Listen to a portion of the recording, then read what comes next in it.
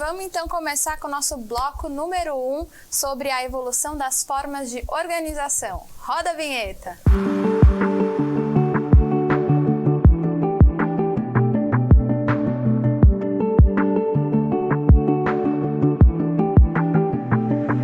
Maravilha, então vamos começar que eu já tô ansiosa para saber de tudo. Conta pra gente qual que é o primeiro tópico aí da nossa aula. Boa. Vamos lá, gente. Então, a gente tem aí na tela os 3 níveis de discussão que a gente vai ter hoje, né? A gente vai começar a falar um pouquinho de uma parte mais ampla sobre essas formas de organização. Depois a gente vai entrar de novo lá na parte de organização de times de produto em si. E aí, por último, a gente entra no papel do indivíduo. Mas antes da gente começar a falar sobre essa parte de como é que a sociedade e as organizações começaram a surgir, eu vou dar um pouquinho do meu contexto, da minha vivência, né? Do que me despertou para esse tema, né? Eu não sou mega expert no assunto, né? Eu não sou consultor de gestão, não trabalhei com isso, não sou formado em psicologia, então eu não tenho esse background muito técnico dentro dessa área, mas eu tenho além de ter feito gestão na minha vida, né, profissional, enfim, ter trabalhado com times e tudo mais, eu tenho uma inquietação, eu sempre tive uma inquietação muito grande para entender um pouco mais de como que se dão essas relações no trabalho. É uma coisa que me interessa muito e me despertou muito interesse muito cedo. E aí, a primeira coisa que eu fui olhar, né, é ir um pouco atrás de dados, assim, para entender como é que tá esse mundo hoje, não só o que a gente conversa no nosso dia a dia, né, você pergunta para todo mundo, tá todo mundo meio atarefado, né, meio, puta, tá cheio de coisa para fazer, eu pulo de uma reunião em outra, mas legal, vamos dar um passinho para trás ainda e vamos ver como é que o mundo tem olhado para isso. E aí, o primeiro dado que eu trouxe aqui é um dado de 2017, né, esse site é bem legal para quem quiser dar uma fuçada depois, tem dados sobre não só questões de saúde, mas de meio ambiente, economia, enfim, é um apanhado de um monte de dados macro sobre um monte de tema. E aí eu trouxe aqui a penetração de doenças mentais, né, de distúrbios mentais na sociedade. Tem uma visão evolutiva no site, para quem quiser dar uma olhadinha, vai desde a década de 40, década de 50, se não me engano. E o último dado que eles têm lá é esse dado de 2017. E aí, nesse gráfico, a gente consegue ver que, primeiro, né, o mundo desenvolvido é o mundo em que parece que esse sofrimento de questões psicológicas e mentais é maior, né? Pode ser que tenha um viés aqui que talvez seja o mundo em que tenha mais tratamento para isso e, portanto, também tem mais diagnóstico, mas pode ser também que é o mundo em que o capitalismo é mais pujante ali, né? As questões de trabalho, né, elas são mais presentes ainda e, apesar de ter mais abundância financeira, também traz consigo um peso psicológico, um peso social para as populações que estão vivendo isso. E aí eu fui tentar dar além dos dados, né, fui tentar dar uma teorizada em torno disso, e aí fui dar uma estudadinha em Freud, né, um dos livros de Freud que se chama O Mal-Estar na Civilização, que é um livro em que ele fala um pouco sobre o mundo do trabalho, de modo geral, e o papel do trabalho, né, na vida das pessoas. E aí Freud dizia também já lá atrás, né, que o trabalho, quando ele consegue ser escolhido de maneira livre, né, a gente faz realmente aquilo que a gente acredita que a gente gosta de fazer, que a gente quer fazer e tudo mais, e que de alguma forma ele se torna um pouco da nossa expressão criativa, né, quase que a nossa, quem a gente quer ser no mundo, né, no fim das contas, ele traz muita felicidade e ele é um sinônimo de realização, efetivamente. Só que quando isso não acontece, né, e a gente provavelmente, vocês devem imaginar, assim como eu, que a maior parte da população do mundo, infelizmente, não pode escolher o que vai trabalhar, né, pelos dons que elas têm ou o que elas gostam de fazer efetivamente, o trabalho ele acaba sendo uma fonte de mal-estar muito grande, né? E aí eu trouxe um pouco de dados mais específicos sobre o nosso mundo corporativo, né? Assumindo aqui a nossa caixinha de empresas e principalmente de empresas de tecnologia, eu trouxe 2 pesquisas, uma da Gallup e outra da Deloitte, que fala um pouquinho sobre a penetração de burnout nas empresas, né? Então, lembrando, são recortes de antes da pandemia ainda, né? E não são recortes também só do mundo de tecnologia. Depois da pandemia e de empresas de tecnologia, esses números são piores. Acho que tem um ponto também que esse tema de saúde mental tem cada vez mais sido presente aí na rotina de trabalho, na rotina da família. Então, com certeza piorou, mas tem solução, né? Sim, sim. E esse tema esse que a gente chama de work-life balance, né? O balanço entre vida e trabalho, é um negócio que cada vez mais a gente ouve falar, e não é porque a gente é super legal, mas é porque precisa, é uma questão de saúde de fato, e a gente precisa entender melhor como se relacionar com o trabalho, né? E aí eu trouxe uma passagem aqui do Nassim Taleb, né, num livro dele que chama Antifrágil, em que ele fala um pouquinho, a gente já estou começando a investigar um pouco mais das causas do porquê disso, né, em que ele fala o que é a modernidade hoje, né, e para mim isso aqui é bem realidade, né. E aí o que ele fala é que a modernidade, ela basicamente fez com que os seres humanos eles se tornassem pecinhas dentro de uma engrenagem, né? Então, quando a gente vai olhar para o nosso processo educacional, né, lá desde o século XIX, basicamente a escola ela reproduz uma estrutura de uma fábrica, né? Então, tem sirene para você entrar, está todo mundo organizado em fileirinha, como se fosse uma linha de produção de fato, para te preparar para entrar no mercado, que também é uma linha de produção de alguma outra coisa, né? Então, a educação ela não prepara o ser humano para a vida em sociedade, para a cidadania, né, para conseguir viver bem e ser feliz, mas ela prepara o ser humano para ser produtivo socialmente, né? Para ter uma função na sociedade, conseguir fazer com que a engrenagem continue rodando. E aí esse é um pouco do que a modernidade tem feito no ponto de vista de trabalho, né? E aí, quando a gente vai pegar um recorte ainda um pouco mais complicado, né? Para entender quem que são as pessoas que a gente está remunerando bem e que a gente faz com que os comportamentos eles sejam ressaltados, né? Que são os executivos, né? Os líderes de empresas, os CEOs, a gente vê que os comportamentos que estão sendo influenciados são comportamentos que beiram a sociopatia e a psicopatia. Então, esse primeiro dado de uma universidade da Austrália mostra que a penetração de CEOs que apresentam traços de sociopatia é a mesma que eles encontram em presídios. Né? Que loucura. Então, isso, né, se a gente for pensar direitinho, é uma coisa que não está tão distante, né? Todo mundo teve um chefe em algum momento, Sim. ou um CEO que acha que é meio lunático, né? Tipo assim, cara, esse cara ele não está se relacionando muito com a nossa realidade aqui, né? Ou é aquele da chibata, né? O cara que está cobrando o tempo inteiro sem ter a mínima noção do que está acontecendo. E muitas vezes, André, essas pessoas servem de inspiração, né? Para que outras pessoas queiram ter as mesmas habilidades, digamos assim, né? Que pode ser até habilidades psicopatas, como a gente viu nesse estudo. Né? Então, embora a gente não esteja falando abertamente, explicitamente para as pessoas que elas devessem ter determinados comportamentos, quando elas olham para o que está sendo valorizado e para quem chegou nos cargos mais altos, né, de uma hierarquia formal, é natural que elas falem assim, pô, legal, então eu tenho que chicotear o funcionário aqui porque ele tem que produzir mais, porque a gente tem que, né, fazer alguma outra coisa que é mais importante para a empresa. Então, esse é um outro ponto importante. Aí eu trouxe, quando eu estava estudando sobre isso, eu estava vendo esse documentário sobre o Donald Trump no Netflix, e aí foi literalmente isso. Eu pausei o documentário numa hora, assim, fui fazer alguma outra coisa, acho que chegou delivery, não sei o que lá. Quando eu olhei para a tela, tava essa frase, que era uma secretária do Donald Trump dizendo que achava que ele era um sociopata. Então, assim, tem vários exemplos, né? Se a gente for pegar cada uma das empresas aí, a gente consegue observar vários desses exemplos.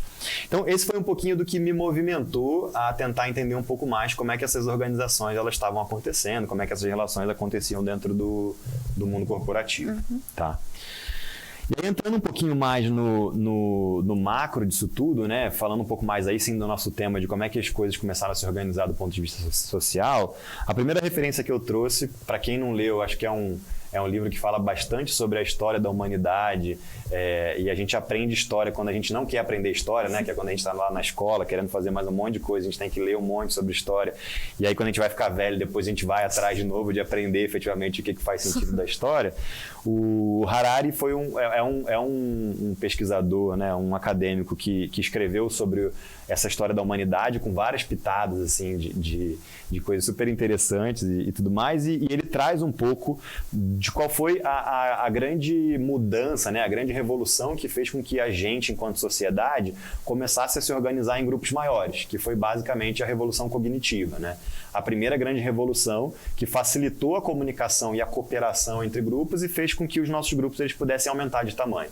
Então, a partir daí, a gente começa a deixar de ser uma população nômade, né? Começar a se fixar em alguns lugares e começar a cooperar entre si para trabalhar em grupos maiores, né?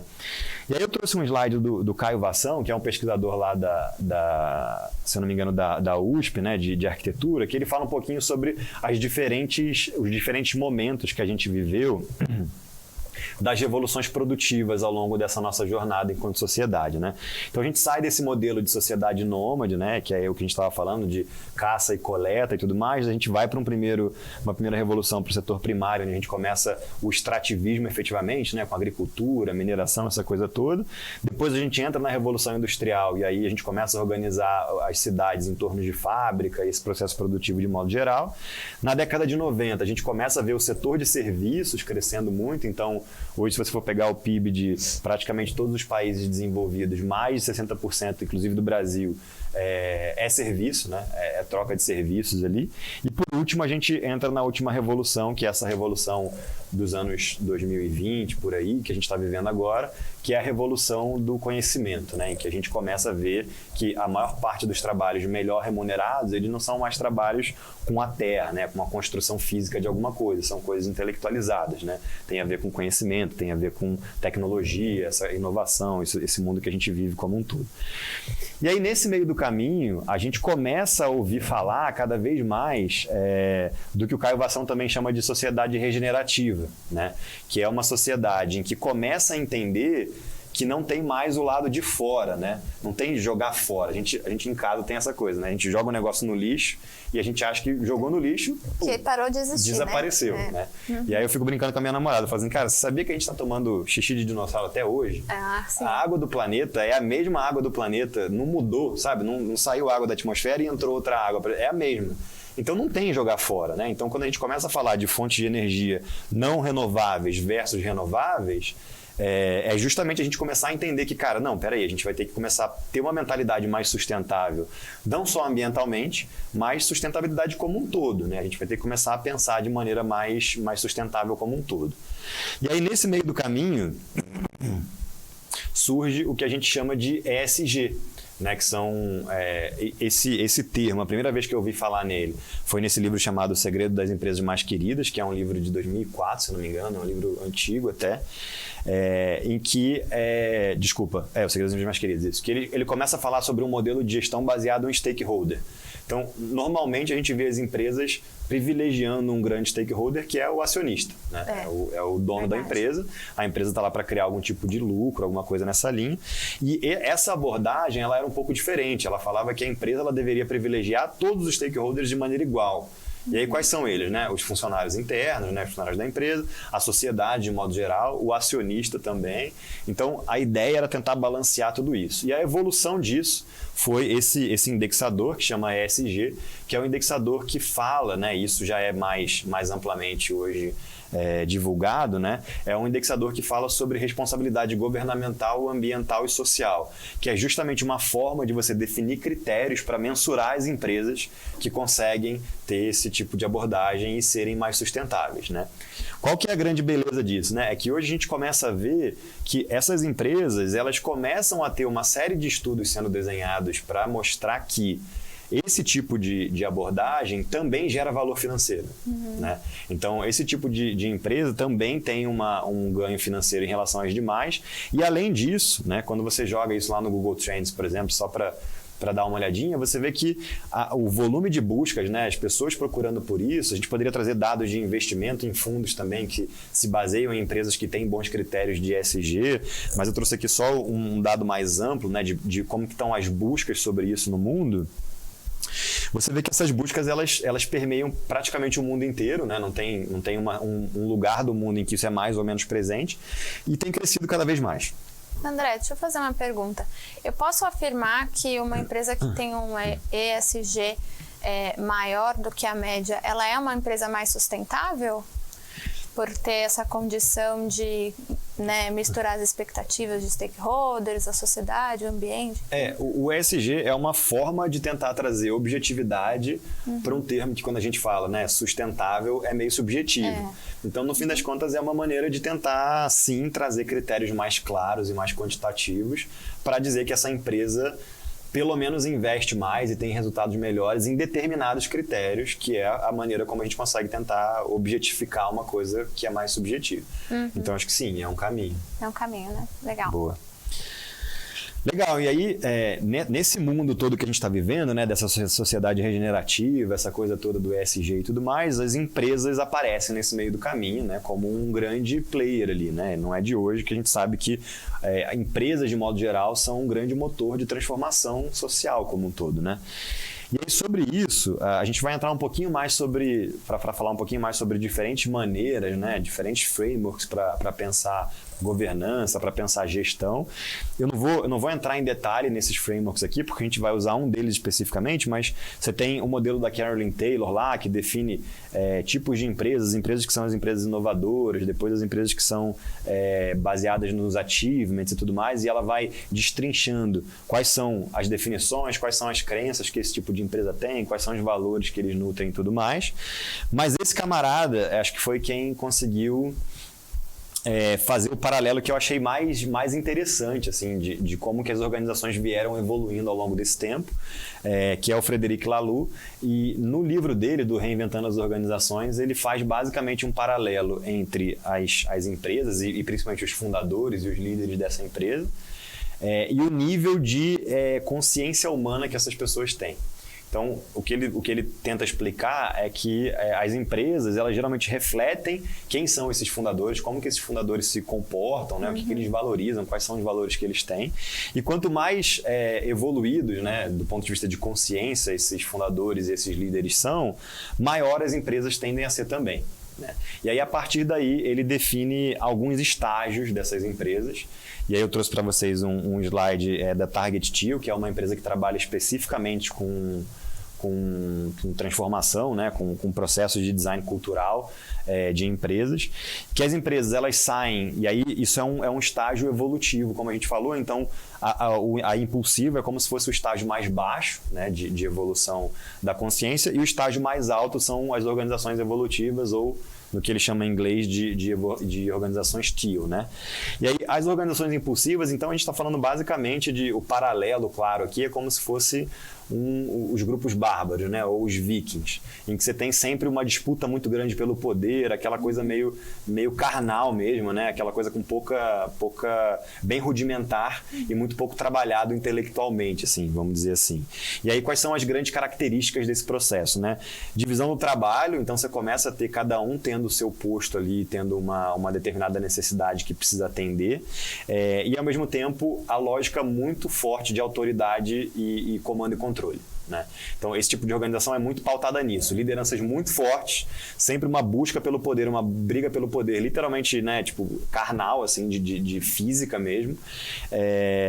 E se a gente começa a olhar por isso aqui, a gente vê que algumas empresas até hoje trabalham, né, mais ou menos nesse modelo. Com certeza. Né, de uma guerra por poder ferrenha, assim. E aí a gente passa por um segundo nível no estágio de evolução lá do Laloux, que são as empresas ou os grupos, na verdade, né, que eles chamam de grupos conformistas. Então aqui a gente começa a ouvir falar de hierarquia, né? Então não só eu tenho a divisão do trabalho, mas eu consigo definir o que é mais importante, eu tenho mais responsabilidade do que outro papel. Eu consigo falar sobre processos replicáveis, então não é só a divisão do trabalho, mas é começar a criar um tipo de inteligência sobre como que o trabalho se dá. Então eu consigo processualizar as coisas, definir etapas, dizer para você, Mário, eu preciso que você faça isso, depois aquilo outro. Então eu começo a padronizar um pouco mais o processo de trabalho, e eu começo a falar sobre as posições formais, efetivamente, estrutura de cargo e salário, essa coisa toda de departamento pessoal, de RH e tudo mais.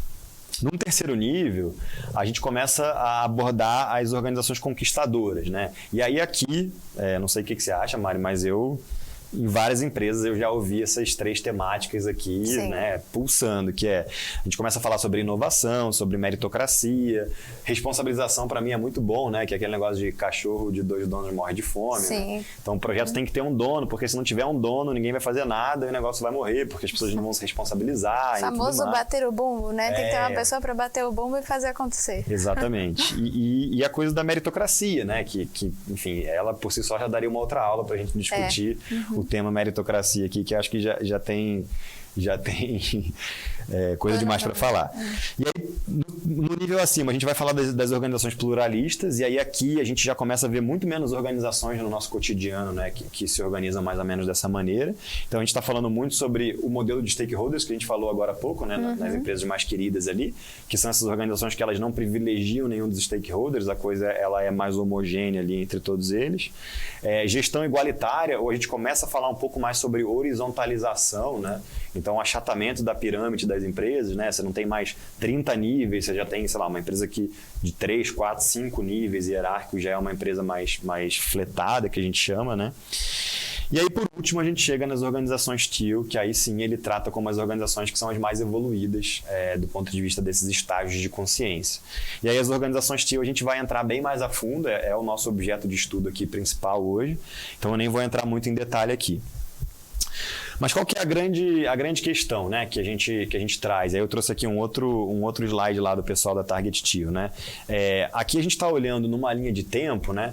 Por quanto tempo a gente tinha esses grupos presentes na história da humanidade. Então, as organizações impulsivas, elas duram muito mais tempo, elas surgiram muito lá atrás e elas perduram até hoje, né? Todas essas aqui perduram até hoje, inclusive. O Lalo fala muito isso, né? Ele fala, não existe um momento no tempo em que existe uma quebra e a partir dali essas empresas, esses tipos de organização, eles não acontecem mais. Não, eles continuam coexistindo. O que acontece é que isso tende para um lado e tende para o outro. Então, as impulsivas, elas tendem a diminuir, enquanto as outras tendem a aumentar. Mas a gente provavelmente não vai ter uma ruptura em que isso não existe mais, né? Mas o que é a grande questão para a gente começar a pensar é que, enquanto a maior parte das organizações, elas ainda estão nesse paradigma das organizações conquistadoras, os problemas que a gente vive hoje, a complexidade dos problemas que a gente vive hoje e o dinamismo de mudança que a gente tem hoje exige um outro paradigma de organização, que é justamente o paradigma mais próximo dessas organizações evolutivas. Tá? Então, esse é o grande ponto. E aí, vocês já ouviram falar 300 vezes do mundo VUCA, então nem vou entrar mais nele, mas é disso que a gente está falando, né? Que, por sua vez, trouxe uma série de outras empresas menores, né? O grande exemplo da Kodak, né? Aquelas empresas que eram gigantescas e que dominavam o mercado, que do dia para a noite elas começam a perder espaço e surgem várias outras empresas menores, startups que começam a dominar esses mercados. E aí, no fim das contas, a gente também já viu esse gráfico antes, né? Da expectativa de vida das maiores empresas dos Estados Unidos lá na década de 60 e hoje em dia, né? Então, uma empresa que tinha uma expectativa de vida de 60, 70 anos, hoje ela tem uma expectativa de vida de 10, 15 anos, porque o mundo muda muito rápido, né? Acho que até os profissionais, né? Antes tinha aqueles nossos pais ou tios, né? Que sempre falavam que iam construir carreira numa empresa só, né? Eu acho que esse gráfico também reflete um pouco da gente querer provar novas experiências, novas empresas, e a nossa carreira fica ainda mais dinâmica também por conta desse contexto todo que a gente viu agora, né? E que do ponto de vista pessoal também, né? Quando a gente volta lá no tema de distúrbios emocionais, de ansiedade, cara, é uma outra complexidade para a gente aprender a lidar, porque... Né, você imagina antes, você tinha uma formação acadêmica que durava 4 anos, e aí depois desses 4 anos você podia começar a trabalhar. Hoje em dia você faz um curso da Terra que você faz em 2 meses e você já está pronto para entrar numa carreira completamente nova, super diferente do que você já fez antes. Né? E aí, qual que é a grande questão aqui que eu queria deixar em highlight aqui entre esses dois tipos de organização, né? Primeiro, as organizações conquistadoras, ou as mais próximas ali dos paradigmas mais impulsivos, das organizações TEAL mais próximas desse paradigma de rede, né?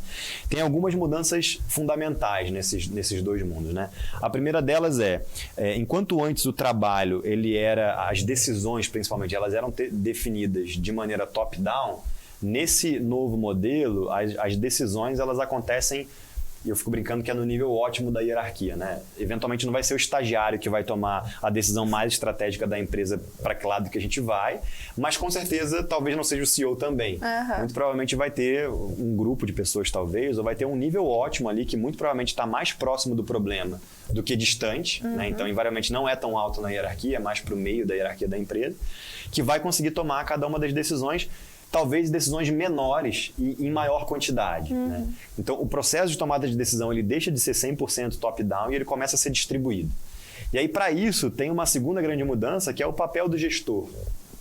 Então, antes a gente tem a ideia do gestor como a Mulher Maravilha, o super-homem, né? Que não erra nunca, que não é vulnerável, que ele sabe de tudo. Não, que não tem dúvida, né? Porque sempre tem aquele que bate no peito e fala, não, eu sei e tal. Mas não é bem assim. O que não erra, né? A pessoa que, cara, acerta 100% das vezes e tudo mais. E o papel do gestor, ele passa a ser outro, que é basicamente um papel de facilitação. Né? O gestor está ali para entender quais são os grandes gargalos que aquele time tem, aquele grupo de pessoas tem, e trabalhar para eliminar esses gargalos. Né? Atuar em cima disso para que aquelas pessoas consigam ter o que elas precisam de recurso, de autonomia, de informação, né, invariavelmente, de maturidade, enfim. Então, esse é uma segunda grande mudança. Outra grande mudança é que os times começam a trabalhar de ponta a ponta. Né? Então, os times eles conseguem ter recurso e autonomia para entrar num problema e resolver ele do início ao fim. Né? E aí tem um paradigma muito grande com até a própria arquitetura de software, né? Como um todo. A lógica dos microserviços versus uma lógica de monolito é justamente essa. Né? Você quebra um grande bloco de código em microserviços para que os times consigam ser especializados naquele pedaço e consigam mexer início, meio e fim. Né? E que eles sejam autônomos e autossuficientes para conseguir resolver aquilo de ponta a ponta. Então, essas são algumas das grandes transformações nisso. Né? E aí eu trouxe um exemplo de como é que esses processos de tomada de decisão que deixam de ser top-down e começam a ser mais distribuídos acontecem no mundo natural. Né? Então, tem um livro bem bacana que a gente vai falar daqui a pouquinho, que chama Emergência, que ele narra algumas estruturas naturais, né, em que o processo de tomada de decisão ele acontece de maneira emergente, ele acontece de maneira distribuída. Então, um deles é o formigueiro. Né? O cupinzeiro também tem uma característica muito parecida. Então, esses sistemas, né, apesar da gente chamar a abelha rainha ou a formiga rainha, ela não é uma dominatrix, né? Não é uma pessoa que toma todas as decisões e sabe tudo que está acontecendo, pelo amor de Deus, ela, não, vai para lá, você, formiga. Não tem isso, né? Não tem uma lógica de comando e controle. Geralmente, esses sistemas, eles trabalham num negócio que a gente chama de feedback contínuo, né? Então, os pares, eles trocam muita informação o tempo inteiro, num nível micro, só que esse tanto de informação sendo trocado entre milhares de membros faz com que o todo das decisões seja muito mais positivo do que negativo.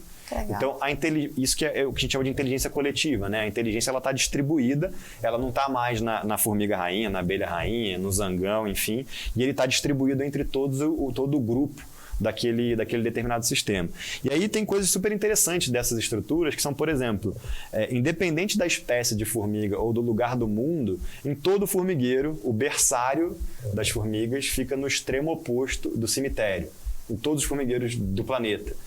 O cupinzeiro, por exemplo, ele pode ser na África ou ele pode ser em São Paulo. A temperatura média ao longo do ano é de 26 graus. Então, pode estar fazendo 40 graus lá fora ou 10, não muda a temperatura ali dentro. Então, são sistemas que eles são super arcaicos, se a gente for pensar nessa lógica de, cara, tem um Einstein dentro do formigueiro que está falando assim, pô, vai mais para a direita. Não, não tem.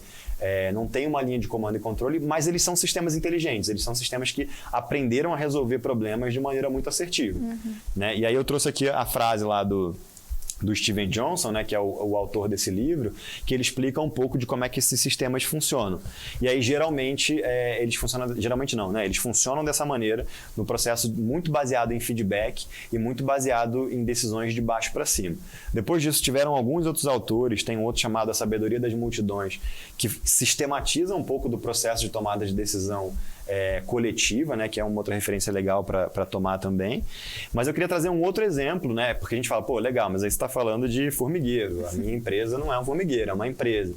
Legal, mas tem inclusive governos que trabalham de maneira muito mais distribuída do que de maneira centralizada, como é o caso da Suíça, por exemplo. Então, no caso da Suíça especificamente, o governo central ele tem muito pouca autonomia. Grande parte da autonomia está no que eles chamam dos rincões, né? Que é justamente aonde a política se dá. Então, no nível municipal, você tem muito mais autonomia para tomada de decisão e no nível federal você tem muito menos. É muito mais a distribuição de orçamento, né, do que qualquer outra coisa. E grande parte das decisões que acontecem nos municípios é via referendo. Então é a população dizendo efetivamente para que lado que eles querem ir. Ah, André, mas a Suíça tem o maior IDH do mundo, tem 30 pessoas morando lá. Pô, concordo com tudo isso, mas existe. Eu ia até perguntar, eu ia falar, poxa, mas está tudo muito lindo, será que a gente consegue aplicar isso? Talvez a gente não consiga aplicar num país de 200 milhões de habitantes com uma defasagem educacional gigantesca. Com certeza tem uma série de características que a gente precisa emular para que essa coisa funcione um pouco melhor, não tem a menor dúvida. Mas o ponto é, funciona no mundo animal, funciona na política, funcionam em contextos específicos. Talvez a gente tenha que entender maneiras de construir isso, né? Beleza, e aí vocês devem estar se perguntando aí, né? Tá, mas pô, bonito, né? Esse mundo é legal, pô, diferente do meu mundo aqui, legal, tô gostando dele, mas assim, por que a gente não tá lá ainda, né? Por que na minha empresa não é assim? Ou por que a gente não consegue fazer isso com tanta facilidade, né? Aí eu trouxe algumas respostas para isso, né? A primeira delas é um estudo da McKinsey, falando um pouquinho sobre maturidade digital, né? Então a McKinsey foi mapear com as empresas líderes do Brasil e as empresas médias, né, o resto das empresas do Brasil, algumas características em relação à maturidade digital dessas empresas. E o que eles descobriram é que o maior gap entre a média das empresas e as líderes do Brasil está em 2 lugares, né, do ponto de vista de maturidade digital: formas de organização e cultura, né? Então, qual que foi o achado deles? Quando eles comparam as líderes brasileiras com as líderes globais, cara, a gente está pau a pau. Então, o que a gente trabalha aqui e o que é trabalhado, sei lá, o que o Nubank ou o iFood, ou enfim, qualquer empresa que a gente pensar mais desenvolvida do ponto de vista digital, e o Google estão trabalhando, cara, não estamos perdendo muito para ninguém ali. Agora, quando você pega uma empresa média, né, que está começando esse processo, uma empresa média nos Estados Unidos ou em algum país que já esteja mais à frente disso, a disparidade é muito grande e os 2 fatores que trazem maior disparidade são esses 2 que a gente falou. Mas além disso, peguei um outro dado legal também da Harvard Business Review, que é um outro pesquisador chamado Randy Bean, em que ele trabalha especificamente com essa transição para uma cultura mais focada em dados, né? E aí todo mundo no mundo de produto fala disso, né? E quer cada vez mais que a gente tome decisões mais baseadas em dados e menos baseadas em o que eu acho, né? Em achismo, em opinião. E aí o que ele traz é que, quando ele faz essa pesquisa também para executivos da Fortune 1000, né? das 1000 maiores empresas da Fortune, 90% deles dizem que cultura também é a maior barreira para fazer essa transição para um modelo baseado em dados, né? Um modelo de tomada de decisão mais baseado em dados. E aí isso tem um porquê, né? Não é porque as pessoas não querem mudar de opinião, as pessoas não querem seguir para um novo paradigma, tentar uma coisa nova porque elas são malucas, ou elas são chatas, ou elas não querem fazer. Não, é porque a gente é complexo, né? Por natureza a gente tem uma... É difícil fazer com que as nossas crenças já assumidas, elas sejam alteradas, né? E aí eu trouxe um modelo aqui, que é a escada das inferências, que fala um pouquinho sobre como que a gente observa os fatos no nosso mundo, as coisas que estão acontecendo no nosso mundo, e quais são as camadas que a gente vai passando até a gente agir efetivamente em cima de alguma coisa que a gente está observando. Então vocês vão ver que são vários caminhos, né? A gente vai, uma vez que a gente observou, primeiro que a gente não consegue capturar tudo o que está acontecendo no nosso dia a dia. Então eu trouxe um exemplo aqui de um livro chamado Subliminar, de um autor que fala sobre o processo de tomada de decisão inconsciente. Aí quem já ouviu falar de economia comportamental, né, viés, essa coisa toda, já deve ter visto muito disso. Mas de tudo que a gente vê no nosso dia a dia, né, e aí a gente está falando de processos cognitivos mesmo, de audição, de visão e tudo mais, tudo que acontece no nosso dia a dia, a gente só consegue capturar com o nosso olhar, tomar consciência de 5% do que está acontecendo. Então, aquela coisa toda de visão periférica, né, cara? Eu tô vendo que o Daniel ali tá fazendo não sei o quê. Mas o meu olho consegue capturar isso, mas 95% do que o meu olho captura vai para o meu inconsciente, enquanto 5% fica inconsciente. Então, imagina a quantidade de viés, né, que a gente não tem, do tanto de coisa que acontece que a gente nem observa, a gente nem sabe que aquilo está acontecendo. Então, e tem um descolamento, né, André? Porque o que chega para mim é a minha interpretação do que o outro falou. Não necessariamente é o que ele quis dizer. Então, simples, imagina, eu tô aqui pensando, né, que a nossa visão de mundo é muito particular das nossas crenças, que foi o que você mostrou ali no modelo mental. mental, né? Então, a gente, realmente, o ponto de vista é realmente a vista de um ponto somente, né? Justamente. E é justamente isso da escada das inferências, Mari, que você falou. É exatamente isso, né? Então, eu seleciono, eu observo uma série de dados, mas desses dados eu tomo consciência só de alguns deles. Depois eu adiciono uma série de crenças minhas, da minha família, do meu modelo educacional, de onde eu fui criado, não sei o que lá, para... Então, assim, o dado já não é mais o dado, né? Ele já virou uma interpretação completamente cagada do que está acontecendo ali. E a gente quer ter razão, né? A maioria das vezes a gente ainda quer ter razão. Depois eu quero construir um significado em cima disso. Então, assim, até a gente conseguir tomar uma ação efetivamente, né? É complexo demais. Então, essa que é a dificuldade que a gente está falando de mudança cultural, de transformação digital, toda essa lógica, ela perpassa muito por isso. A gente está batendo de frente com crenças muito arraigadas nossas, né? Socialmente e individualmente. Então é natural que esse processo ele seja um processo duro, né? Um processo difícil. E é tão natural a ponto de você ter casos que eu achei... Esse artigo é sensacional. Assim, é um artigo que fala sobre como que os funcionários do Steve Jobs tinham que hackear a forma como eles iam falar com ele para conseguir que ele fizesse alguma coisa que eles precisassem que fossem feitos.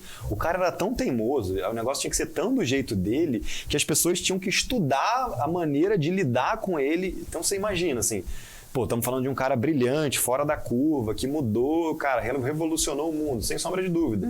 Mas muita gente, ou quase todo mundo, é assim, assume as suas premissas, assume as suas verdades e vai em frente, né? Então, é complicado, de fato, fazer com que essa transição ela aconteça.